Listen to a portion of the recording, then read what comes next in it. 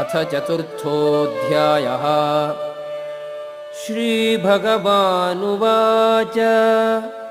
इमं विवस्वते योगं प्रोक्तवान् अहमव्ययं विवस्वा मनवे प्राह मनुः इक्ष्वाकवे ಬ್ರವೀತ್.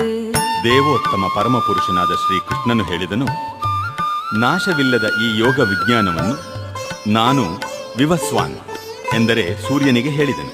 ವಿವಸ್ವಾನನು ಅದನ್ನು ಮಾನವ ಕುಲದ ತಂದೆಯಾದ ಮನುವಿಗೆ ಹೇಳಿದನು. ಮನುವು